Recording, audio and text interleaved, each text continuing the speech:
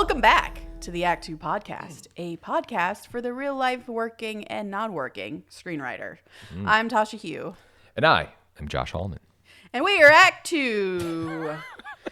If you want to take part in this podcast by providing us a topic that you find particularly interesting, or you're like, hey, that thing you talked about made no sense. Why didn't you elaborate more? You can also email us and ask us to do that, and we'll do that. We've had whole topics generated from people saying, hey, you briefly mentioned this thing, and I don't get it. Can you please explain it? And that's great. It's really helpful. Yeah. So you can do that, and you can reach out to us at ActTwoWriters@gmail.com, all spelled out, or on our Twitter and Instagram at ActTwoWriters. And I'm on those as well. I am Tasha 3.0 on Twitter, and Story Thursday on Instagram, and it's mostly just my dog. Yeah. At this point. I'm Joshua Hallman on Twitter, Josh Hallman on Instagram, and it's mostly it's Tasha's dog on my Instagram feed. It's mostly Fast and Furious. No. And Tom Cruise posts. I told myself I'm not going to bring it up this episode. Just done. I'm done with stuff that I really want to talk about. I'm sorry that I have suppressed your great loves. No. It's okay. Everyone's talking about the new Spider-Man movie, by the way. Spider-Verse across the universe. Across the Spider-Verse. Across the Spider-Verse. So I Yeah. think I'm going to see that soon. You absolutely should see that. Oh, so you've seen it? I've seen it. It's Spidey is Paul's favorite superhero, and I'm starting to see why. Oh, really? Yeah. Okay. I'm gonna leave it there because I don't want to spoil anything for you. I will talk about it after you watch it for sure. I have many thoughts actually. Today we are talking about short films. Josh is the king of short films. Stop laughing. No.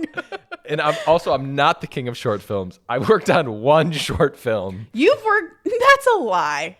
I feel like your entire career leading up to this point has been shorts, essentially on YouTube. Okay, that's a good point. Yeah. That's a really good point. You are the king of shorts. Okay, yeah. And you're the one that you're talking about, the one that you think that you only did one, like won a Japanese Oscar. Okay, let's talk about short films. But first, This Week in Writing.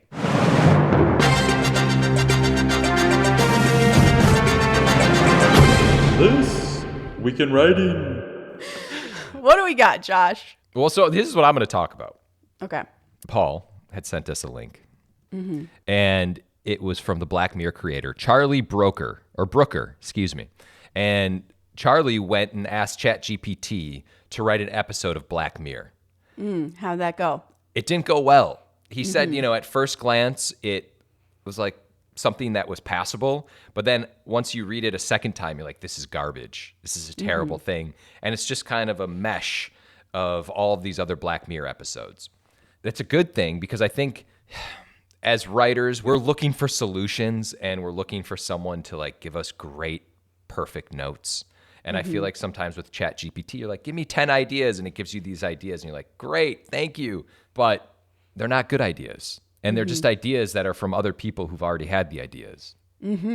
So it's just a reminder that we're okay right now with AI and ChatGPT, but if it starts having its own thoughts, Here's what's difficult for me is every time we get a Josh Hallman saying it's okay, AI is not there yet. 2 seconds later, I read an article about people being fired from their job because ChatGPT has taken over for them, or AI, whatever, has taken over their job. And then you read another article that's like, AI is not there yet.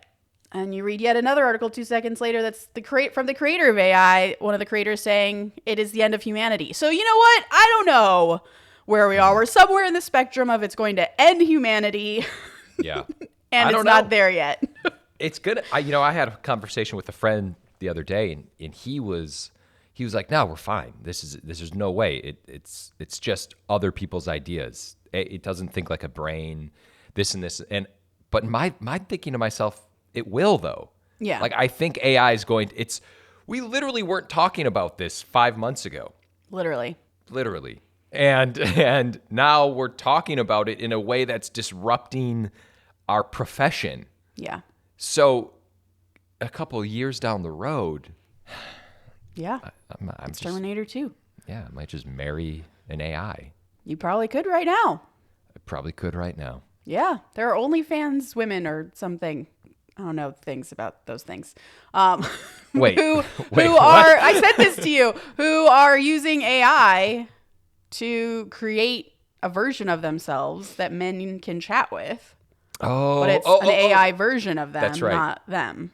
So already you can have an AI girlfriend if you'd like. Yeah, I was trying to pretend like I didn't know what you were talking about because I've been Yeah, using it. no, you know. Yeah. What's OnlyFans? Wait, what is this OnlyFans you're talking about? Yeah. All right. That's all. It's not there yet, but it's getting there. Yeah. Okay. Our next This Week in Writing is that a book called Burn It Down, I think comes out today. We are recording on a Tuesday. Comes out today, June 6th. Written by Maureen Ryan. And I'm sure you've all seen the Twitterverse blow up with a excerpt from her book about Lost. My favorite show. It's one of my favorite shows for sure. The untold story of the hit show's poisonous culture. And it says that it was a place of toxicity and failed leadership from the showrunners, Damon Lindelof and Carlton Cuse. And it walks through a lot of experiences that both actors and writers had on the show, and acknowledges that there were a lot of people who had amazing experiences working on the show, but also a good number of people who had really, really, really terrible, like traumatic experiences on this show. Traumatic in the sense that now they are scared to find other work, or like are really hesitant in meetings to like, is this boss going to be a toxic asshole and abusive? So they kind of have like their own version of writer PTSD from having worked on the show. And it was really interesting, I thought. It almost paints Lost in a different light. It's not a great look. And I love this show. Yeah. We've come a long way. I don't know. I don't know if there's still showrunners like this. Maybe. Do you think Yes, there are? There definitely are. And it's definitely phasing out. I think, your people are being called out for this behavior more and more and being forced to change, I think. But what was interesting to me is I think I am a very nice person. You can correct me if I'm wrong. That's sweet. I think I'm nice. That's sweet for you, honey. Oh, well, that's endearing. Okay. But what were you going to say? But what this article made me do is like, oh my God, have I ever said anything as a showrunner that could have been misconstrued or taken the wrong way? That's the same thing. That's redundant. Or like, have I allowed other writers in my room to make other writers in my room uncomfortable? And like, I started to really reflect on my own showrunning and leadership and being a boss. Because the thing that struck me the most in the article was Damon Lindelof's reaction to Maureen Ryan presenting him with this information, basically. Because over the course of her writing this book, she would call him several times and say, hey, look, these are I interviewed some writers. These are words they use to describe you. And it was like abusive, destructive, toxic, racist. And he's like, whoa. And in the article was, again, this is kind of what I narrowed in on the most, was Damon Lindelof's reaction was like stunned silence and just kind of horrified that he came off that way because he didn't realize he was. So like there was a whole, like his memory of the Lost Writers Room was literally completely different than the writers under him. And that was what I thought was really interesting. Because how do we know then? Then how do you know? Yeah, but how would you ever know? Unless people are calling you out on behavior that you're just so used to doing that you don't, man, I don't know. Do I say anything offensive to you, Josh, in writers group that you need to talk to me about? No, if there's anyone who says things offensive I think we know who it is between us. I think I might slip up here and there. Not offensive. I just will say things. No, but and then I would call you out on it. Yeah, you will, of course. So we check ourselves. We check ourselves. No. Yeah, it's interesting because the way that they talked about Lindelof and Cuse was like they were such big personalities, like tyrants, and to not recognize that is really crazy. But maybe it's because you're running this show and this massive ship. You're like steering the Titanic, and so you don't see it. You're just you're in it. You're just joking with people and saying these things, but there was some pretty messed up stuff. There was some messed up stuff in there. Writing people out of the show, you would never do that. You would would never happen. Yeah. Yeah, there's definitely an ego there if you're writing people out of the show because of something they've said to you. But there's also like extreme cases of racism that were mentioned in the show. Yeah. In the writer's room that certainly I can't imagine ever being a part of. That's insane. Yeah. I can't even. I'm trying to figure out how you wouldn't recognize that. Yeah. But maybe they didn't recognize it.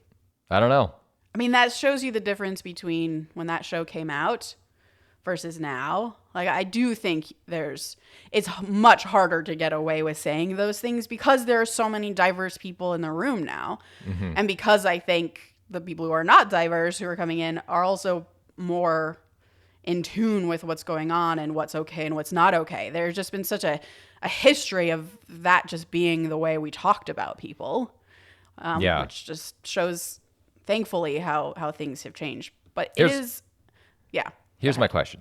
When you're done with a room, would you ever consider doing like an anonymous, not survey, but just an anonymous thing where you ask all of the writers to reflect on their time in the room, what you could do better, what you did great, and you can look at all of these responses and move forward with it? That's an amazing idea. I personally love that idea. I love learning what they think I did poorly on. It hurts and it like makes me really anxious and nervous and embarrassed when they have told me, by the way. So like, really? I have talked to, because I've hired a couple friends or people who have become friends over the course of knowing them as writers, and they've been very honest with me about how I run, in particular this last room that I ran, and they think I failed in certain ways. And so they told me that. But they also were like, but I know you did your best. And this is how we saw you trying to handle the problems that were in the room. But it was never like things that I said or anything. It was just sort of how, like, some of my management skills, I guess, which was like really helpful to hear because you can grow from that. So an anonymous survey is actually a really, really great idea. I wonder if they would be willing to do that or if they would be too afraid that I could tell who it is based on no, for sure. the tone of their voice. Sure. But no, that's a great, and you shouldn't be afraid. I think you shouldn't be afraid of that as a showrunner. And that's something that Lindelof says in this article it was so new to me. Like, I didn't know how to lead, and that he hopes he's a better leader now. And maybe he is. I don't know. I don't know anyone who works with him currently, so I don't know. But yeah, that idea that you do grow as a leader. It is very hard to showrun. As you said, it's you're navigating the Titanic and things are falling apart in ways that the writers don't see. And your stress level is so high that sometimes like decorum kind of falls to the wayside and things get missed, I guess, as a leader. So yeah, I don't know. You can always improve as a leader. I think that's a really great idea.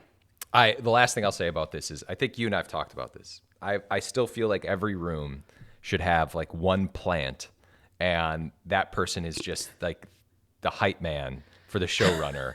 And so when all the writers are just kind of off by themselves, if it were me, I'd be like, man, Tasha's just crushing this episode. Like, she's doing such a great job. And they just little things. Can I have you in every writer's room then? Because I think I need that. My writers in this last room, every lunch, they'd all go out for a walk. Yeah. And they'd like invite me because like that's a nice thing to do. But I knew that like I don't think they wanted me on that walk because I know they're going to be talking about work and like how Tasha fucked up or that stupid thing that she did that made me so angry. So yeah, Yeah, you need someone on that walk to be like, Tasha did great today, right, guys? Yeah. Or like someone always to report back. Always. Oh, man. A spy? Of course. Mark my words. If I'm ever running anything, there's going to be a plant. 100%. Oh, no. Future writers in Josh's room. I'm the tyrant. See? What the hell? Yeah, you're already starting. Oh, really? So I heard a couple of you guys don't like my ideas. Oh, man. You guys could go. Anyway. I will say, though, at the beginning of my rooms, I always tell people, here's the HR information. Please. Like, if I'm the one who says anything, go to these person. If someone else says something, you can come to me. Or, like, here's HR who's outside of me if I'm the one. Because, like, I don't know if I'm going to be a problem or if they'll say something. And I want them to feel like they have an avenue. And that is important. Yeah. Oh, God. Oh, God, I'm so stressed out that I'm a terrible boss. Hey, guys, there's no HR on this project, and there's probably a plant in this room, so... If you have anything to say, talk to Kevin. Oh, man. Definitely just a writer, just like you guys. That guy's in all of my Instagram posts, but yeah, he's just a writer. Just my buddy. Oh, man. All right. Okay. Let's get into it. This is my expertise, short films. This is where Josh comes in. We found an article called 5 Tips for Screenwriters, How to Write a Short Film, which I think made me think of Josh. And I was like, can we please talk about this? Because Josh is, again, the king of short films. And whenever I think of short films, I think of Josh. So he's going to elucidate this process because I've only ever made one short film in college because I had to, and I hated it. And you love it, right? Do you love it? Here's what I'm going to say. Okay. I've made a lot of videos that I've posted online on YouTube. And I used to make all of these videos, and I'd always look at it as like a proof of concept. I've talked about this a million times. I would pitch videos. Sometimes I would actually make like concept-driven short films or short videos that I just had. And I was like, all right, maybe, like sometimes I would have ideas. I'd be like, oh man, there's this family who, does all these different conspiracy theories or whatever it may be. So I would make a short film about it, or I would make a short video about it, whatever you want to call it. And I always looked at making videos as just an outlet and something to kind of help me with writing. So that's, I think, what you're referencing. I used to make a ton of these. And also you had a whole travel show that was like little vignettes, right? I had like a travel series. Yeah. Yeah, those were like episodes. Those weren't like short films. Weren't they? Oh my God. I've never seen it. Yeah, and then but then yes, a few years ago, Kai and I, my friend Kai, the director and co-writer, we wrote this film called Robu, and it did the festival circuit, did its thing, and so Tasha came and watched the short film. Amazing. But that's like the, I think, like the professional version of a short film that I've done. Like that was like the one we went to festivals with and stuff like that. Yeah. So I don't know if that makes me an expert, but in Tasha's dictionary, expert. All right, I just want to clarify that in case anyone's like, I've made 15 short films. What the fuck does Josh know? Fair. Yeah. Okay. Thank you for editorializing before we jump in. I appreciate it. Okay. Number 1 on this list of 5 tips for how to write a short film if you're a screenwriter is short films are the most important moments in a character's life. Do you agree with this? I mean, there's little moments you need to see of a character reacting, I think. My short film that I made with Kai was long. It was too long. I think it was about 17 or 18 minutes. Mm-hmm. We went into it knowing that we were making something really big. But I do feel like a lot of the great short films that we watched were shorter, 4 minutes, 5 minutes, 6 minutes, something like that. And it just kind of, it showed, probably the most important moments in a character's life. So, yeah, there's validity to that. Yeah, I think there's something, like if you're going to do a short film, you're probably entering that character's life at a moment where something changes. And that's what you're doing your film about, is this character change somehow. And that's essentially what your movie was, but it was more of a journey movie. So there was almost like there was a bigger arc. And oftentimes short films will just capture a moment in time. And that's it. And that's, I'm going to be totally honest, why I often don't like short films, because I find them to be like cliffhangers, basically. And I want a journey, and I'm usually not given it. But if you can succeed in entering a character's life at their most important turning point, and also creating a real arc rather than like cutting out on a hook or a big holy shit moment, I think that's a real, that to me is when I really enjoy it. But that's just me. That's just my personal feeling. Yeah. But I also feel like these are the most important moments in a character's life. That's also for like features. Like you don't want to see a character like napping throughout the day, you know. So yeah. So your short film should be at a turning point in your character's story. Number 2 is, remember, film is a visual medium. Yeah, it is.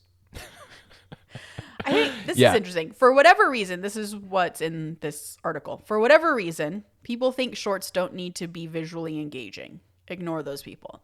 I'm not sure I've ever heard someone say, this short doesn't need to be visually engaging. It's just a short. Well, maybe it's like if you're making like a Tarantino, 2 characters talking in a room, which is a very common thing, by the way. Yeah. I've seen a lot of short films that are actually really, really engaging when it's just content. The content of the film is engaging, and there's one that comes to mind. And I watched it when we were doing our short film stuff. It was about a suicide operator who gets a phone call from someone, and the camera just stays on this person for like 6 straight minutes dealing with someone on the other end of the phone call. And it was so engaging, and it just hooked you in, and you heard the voice, but that was it. You were just with this person in this call center, and kind of that person was dealing with something. They're talking this person off of a ledge. And so, but I will say it was a one shot, and like it literally just was kind of like slowly zooming in on this person taking this phone call for like 6 minutes. And because of that, it made it really tense, and you're just like, oh my, you're just fidgeting the entire time, like as it just keeps progressing. So yeah, the visual aspect of it is a big component, as long as, you know, if it takes place in a room, which a lot of short films do, because people make short films because they don't have money. Yeah. Figure out a way to make it creative and do something awesome with it. But on the flip side, I've also seen short films try too hard to like fancy up the room that they're in a 2-person conversation. And that gets very distracting and can feel very amateurish. Yeah. So I guess choose your visual theme carefully and well, the same way you would in a movie. Don't try to be too flashy because you need to be interesting because you're afraid that this 2-person conversation is not going to be interesting enough. Yeah, it's tricky. Short films are really tricky. They're real tricky. My one short film utterly sucks. It's so bad. Wait a minute. That's right. I just kind of let that go, but let's hear it. What was your short film?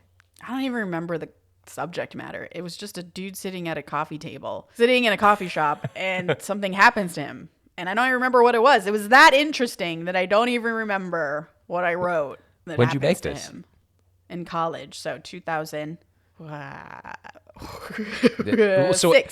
So there's and you shot it? Yeah. So there is a Tasha short film that currently exists in the world that we're existing in right now. Yeah. How do we find it? That's a really good question. I'm going to Google it. Oh, it's online. Yeah, I don't know, man. I don't know where you can find it. Probably on one of my old computers somewhere. I'm going to find it. I'll try and find it. Number 3, show the beginning, middle, and ending of the story. This is what I'm talking about. This is controversial right here. I think it is. This is a controversial one. So this says a short film is not a tease for a larger story. Introduce characters with goals, show them encountering obstacles and trying to overcome those obstacles. Show us how they or their world has changed. Set up and resolve dramatic questions. I don't know. Even though I just said how much I love stories that actually have a beginning, middle, and end, even in a short film, I kind of disagree with this. I actually very much disagree with this because many, many writers have gotten jobs, writers and directors have gotten jobs based on a teaser short film that they have shot. So practically, this number is wrong, career-wise.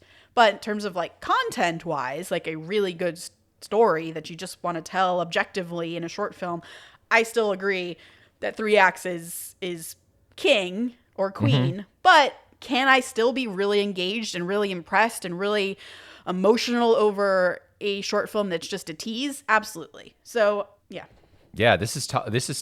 It's oh God, I'm going to say something that's going to give us the chills. Execution dependent. Oh shit. It's execution dependent. I agree. Yeah. This is tough because again, we've seen teasers that sell concepts of scripts and people get jobs based off of a teaser of a short film. You're like, oh God, that's an awesome idea. Yeah. Is there a script? And then you're like, here's the script. And then boom, you have a job, you've sold something. But yeah, this is hard because it's also hard because I feel like every scene has a beginning, middle, and end. So if you're looking at it from like a scene perspective, you're like, there's a beginning, middle, and end to what's happening in the flow of this scene. So in my mind, in a short film, there's a beginning, middle, and end. Regardless. No matter what. what. That's actually a good point. I think that's right. So maybe that's the way to look at it, is even if it's just a moment and you're ending at the end of Act 1 of a story or the end of the inciting incident of a story even, and like you can imagine that a whole movie takes place after your short film, the scene in which you're portraying your character should still have a beginning, middle, and end that exists on its own. Yeah. I think that's actually probably the point of this number. Okay. I like that. Yeah, I like that. Too. I'm back. Okay. Come back around. There we go. Number 4, concept driven more often than plot driven. Interesting. And this says, we quickly understand concepts. That's the whole point. Concepts are general ideas. The virtues of a plot aren't always so readily apparent. What do you think about this one? I agree. It mentions Whiplash. It says that the Whiplash short film took the idea of a musician being mentored by a stern taskmaster to an absolute extreme. The short emphasized the visual and oral advantages of this kind of drama. This kind of original concept in drama was ripe for development into a longer feature. Yeah. It said there's always a caveat, and there's little reason for anyone to care about a concept unless there is a strong character perspective in the concept, and that's absolutely true. I've actually talked about this a lot with you guys, a writers group, because I feel like a reason why I'm not good at writing short films is because I'm not really a concept-driven writer. I'm more of a character-driven writer. Typically, my ideas come from, this is a character story I want to explore, and then the world and concept, quote-unquote, takes place kind of after that fact. Whereas I feel like Josh is really good at concepts, and you easily can like snap together, like this meets this, and this happens, then this happens, and you're like, oh shit, that's definitely a movie. Whereas I'm not really that kind of person. So I feel that is why I'm not good at short films. And that might be only why I make short films. Shit. Oh, man. All right. Yeah, I don't guess I disagree with that. You don't disagree with that, right? Not to lead the witness. But. No, I don't disagree with it. But so I've read a short story of yours that I also feel like could be a short film. Yeah, actually. It'd be a long short film, I think. No, and I think maybe not. But I think there is a concept in your short story that would click so quick. I could almost see your short story as a short film. And it's so easily, like I would understand it so quickly. And there's a concept there. Can I just write this as a short film? Can we just make this? I would love that. We could definitely make it. Okay. Yes, we can do it. We'll get some good actors. Helen Mirren? She might be hard. She might. I need her. She might be unavailable, but if she's not, or if she is, then we'll find someone else. But it's like in Whiplash that we're talking about here. They had J.K. Simmons and some other guy, this poor guy, and then they get the feature, and it's J.K. Simmons and Miles Teller. Yeah. Okay. I see you. Imagine that. Imagine your short story as a short film. It's so much easier than writing this short story. Okay, yeah, all right. We'll talk about this offline. Yeah, all right. Maybe that's a conversation for when we're not recording a podcast. Okay, no, I just like completely shut down. Yeah, I saw your brain just working. You're like, I'm done. I'm out. All right, last one, number 5. Do it. There doesn't need to be a twist. So this goes against everything I've ever been told about short films, and it makes me feel good because I think it's right, unless you don't think it's right, and then we'll have to talk about it. Yeah. I've always been told since film school, your short has to have a twist. That's what short films are. The short is the twist, is what I've always been told. And I don't think in twists. That's not twists come through the process of writing for me. See, I kind of look at it as I wouldn't make a short film that my short films would lead to a next question. Like, what happens next? What now? Yeah. There should be, in my opinion, closure, but also the opening of another door. I love That's that. how I look at short films. I don't think that's considered a twist. You know, like, oh my God, I've been asleep the entire time or whatever it was. Like, this was all a dream.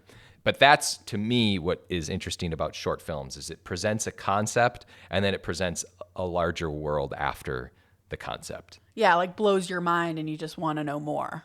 You know, this actually makes me realize anytime I've ever made anything short, it's all in service to a feature. So Yeah. So that's where my brain goes. I'm not making something in a contained, like, oh, this would work as a short. I look at it as, okay, what's like the longer form version of this and how can we capture that? It's like a proof of concept always. Always. Is that ultimately the goal of most screenwriters who do short films? I think so. I think yes, and there is sort of that other block of people who do it as an exercise, I think, to build their skills, which is super valid, to show maybe not necessarily this is the concept I want to turn into a feature, but this is my ability to direct. This is my ability to write. Or, see this as just a proof of concept for me as a director. Because that's certainly a way, by the way, for writer-directors or directors in general, to be attached to a movie or a show if they've not directed something previously. Like if you can't get a job directing a TV show or a movie, you're a first timer, directing a killer short is the way for someone to be like, oh, they do have the talent and the skill. I will trust them with this $20 million movie. Yeah, you're right. And I just realized selfishly, I've kind of been coming at it from my own perspective and just as a screenwriter. But I forgot about the people who direct, the people who want to just create, the people who are actors. I have a friend and she just produced and made a amazing short film, and she is an actress as well. And I think it was basically her group of friends being like, we want to make something, let's make something. And that's what the service of the short was for. Yeah. I think that's often how it comes about is we're not given opportunities. And so we create opportunities for ourselves. And actually, that's a question I have for you. Like, do you feel like as a screenwriter, these short films have given you opportunities? Do you feel like you're able to create opportunities for yourself now that you've written a short and like that's an avenue now for you? Yeah. I don't think it's a full-blown avenue where I wouldn't just make short films, but not every time, but when I have made something or when we wrote Robu, there were opportunities after that and there were things that came from it. So that it's a great thing. I've already forgotten what your original question was, but no, just as a screenwriter, do you feel like that's a good avenue as a screenwriter?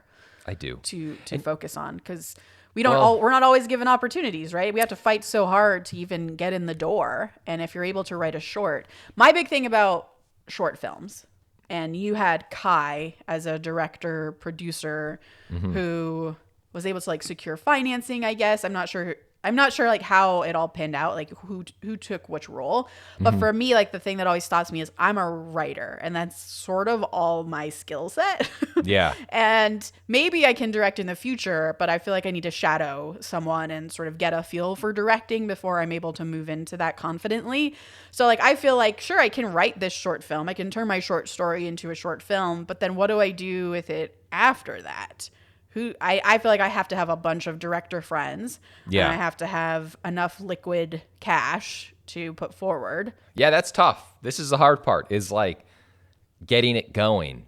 And I think it is just a little bit beyond writing. It's like producing, and then there's a sense of, there also is a sense of pride in just being able to be like, oh, I can make something. We did it. I figured this out. We figured out how to get an actor, and we had to change things on the fly. And then you see it and you're like, oh yeah, creating things is great. Yeah. It's awesome. It's a reminder when you're stuck behind your computer screen and then you see something you make, which is why I actually used to always make things. It was like a creative outlet for me. It was so yeah, it is hard to kind of get things together. You need the group of friends. Yeah. And thank God for Kai, because he had a lot of resources. Kai's superpower is like making things. Yeah. Yeah, it's nice to have that network. Yeah. As I cry over here. It's nice. It's nice for you. No. That's why I'm here to tell you we can make your short film. We can. I'm so excited. Okay. All right. So I guess that's it. That's sort of our hot take on the 5 things to pay attention to when you're trying to come up with a concept for a short film. Thank you, Sean Leonard from Screencraft, for writing this little article on different tips to use. Those are very good for writers. I sort of feel like we need another episode now on how to actually get your short film made. Yeah. And I do want to just say one more thing on this. Yes, please. On short films. This is, I think, the case for all films, indie films, if people are making their own thing, is have a plan in place of what you're going to do when you make a short film. And like, I know a lot of people make things, they're like, we're going to submit to festivals and we want to get into Sundance or Austin or South by Southwest or whatever it is, like these great festivals. And sometimes that doesn't pan out. And then you have to kind of figure out what the next step is. But my advice to anyone who's making a short film is kind of be like, why am I making this? What's the plan? And what's the plan after the plan? Mm-hmm. And just think it through, is all. Or don't listen to that and just freaking make it. There's that. TBD, man. I think let's have a whole episode on how to produce and direct short films. Yeah. Because I want to do one now, and I need to know how. Yeah. Yeah. I'm battling my younger self versus my current self right now. I used to make stuff. Like, I'd be like, I'm coming home. I'm like, I'm just going to make something. Yeah. I'm just putting it online. I don't care. And now I'm like, think it through. Think about what's going to happen. Interesting. Yeah. That is a battle. Oh, man. And it's like, which one's right? Both are right. Just fucking make something. But you gotta you gotta have a plan too.